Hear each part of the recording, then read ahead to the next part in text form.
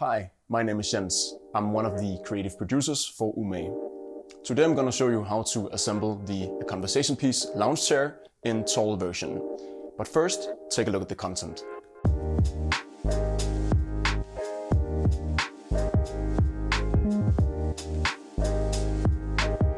Alright, so first step is to attach the backrest with the back legs. And you can tell the back legs apart from the front legs because they are, there's a triple thing going on here with the legs.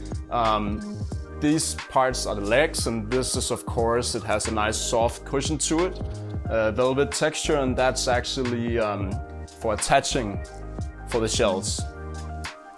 So if you place the back legs like this is actually how it should be. And then this part, backrest, should be up here and attached to that. So it's a bit tricky. It's a big item. But try your best to position it like so.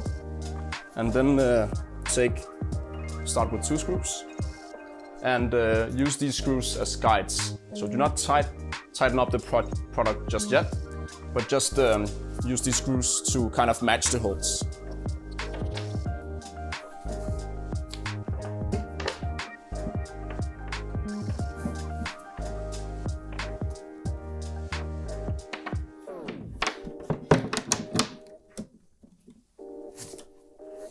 Okay, so now I found the first connection point here, and now it's loosely tight.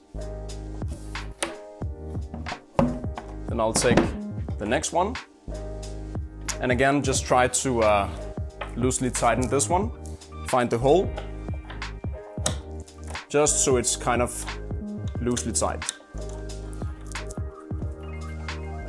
There we go. Now you can start to tighten it more up using the tool. And this is of course the hex key tool that comes with the product.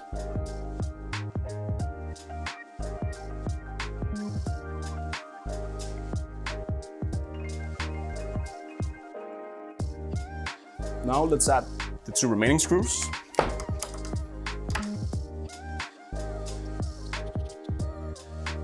So now we'll use the smaller side of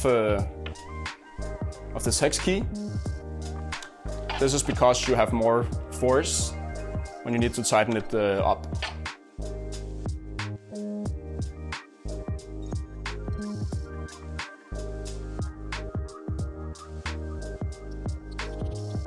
So the next step is to attach the bottom here, and that's called number 3 in the manual. To the corresponding points here on the previous assembly that we just did. So we're gonna take 4 more screws, and again, same procedure. So try to line it up first with the corresponding holes. Please note that this plate here, this bottom plate, has much more holes. That's because this is the back side, right, that goes up here. That's because these 2 holes will go here, and these 2 will go there. But the other holes here, they will go to the front legs. So just mind that this is the back side, so that should go like so. And then you have this kind of butterfly wing curve here, that's the front. All right. So we'll try again to line up the holes. Put in a screw, that makes it much easier. And then just hand tighten it until you reach a point where your fingers can't get a grip anymore, and then we'll go on the other side.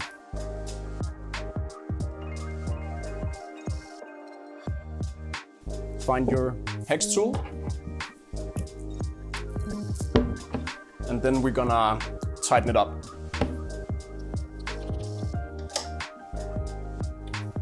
Okay, then we're gonna add the remaining 2 screws.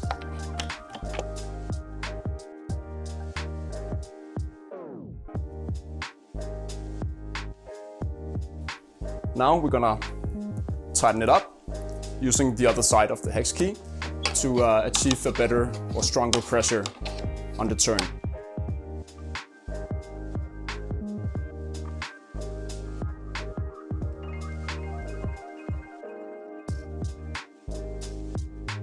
So next step, we're gonna add the front legs and the last 4 screws. This part is called number 2 in the manual. And the way you're gonna do it is basically the same as we did with the other parts. So if you take here and try to match it up, start with 1 screw.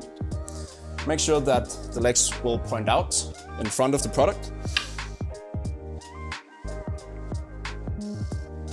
Do the same thing for the opposite side and loosely tighten it again.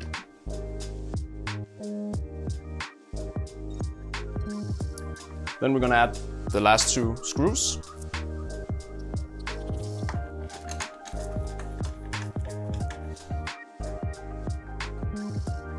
And then again, start at any random screw, tighten it all the way without hearing crackling noise of the wood, and go to the opposite side, the diagonal side. And then we're done with the basic structure assembly.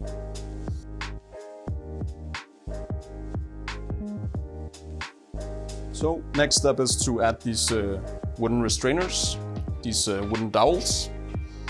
Basically just slide them in, like so. They're kind of fragile if you hit them or anything, so make sure not to do that.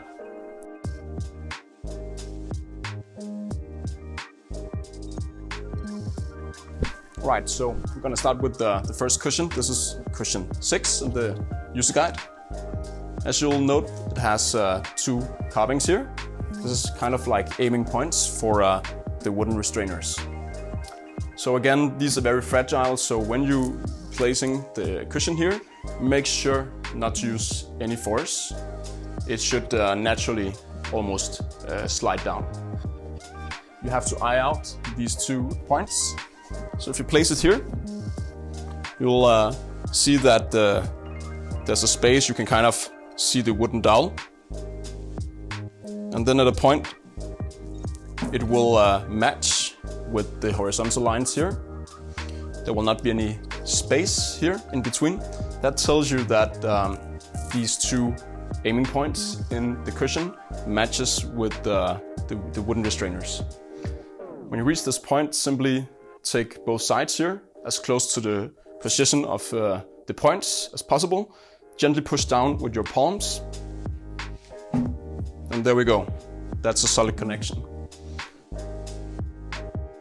So last step is to take the cushion 5 in the user guide, that's the bottom, and add to the assembly. So again, we have these 2 connection points. You can simply place it, and then you will feel that it kind of connects in these points. However, it is a bit more tight, so to speak, when you have to push it in. So I have a special technique that I figured out myself for this, and what you need to do is, of course, place it. When you feel that it's in place, and you can see that as well, that there will be no space between the bottom here and the cushion itself, well then, simply take left hand and place on top of the cushion, and your right hand hold down on the leg assembly, and with your right hand you pull, with your left you push. So what the bottom cushion does is that it also creates tension to the back here, so it prevents any space that might occur in the bottom, because it will tighten the whole thing up. So let's try, and you might need to have some strong hands, maybe a friend to help you hold the back, and then you push. And you can push on the sides too, just to make sure that it's even with the curve.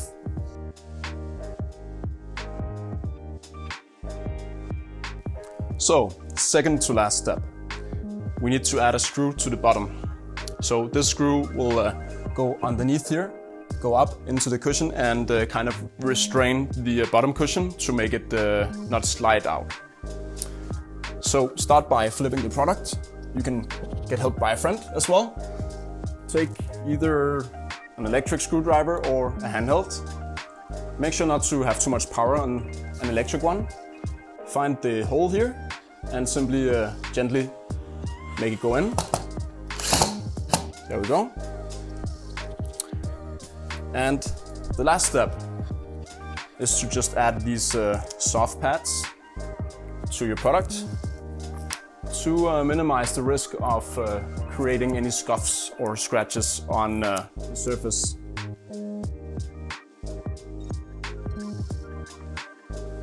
So, of course, if you have any questions or don't know a specific step, can't figure it out, of course you're always welcome to contact us. You can contact us on info@umage.com and we will of course answer any of your questions.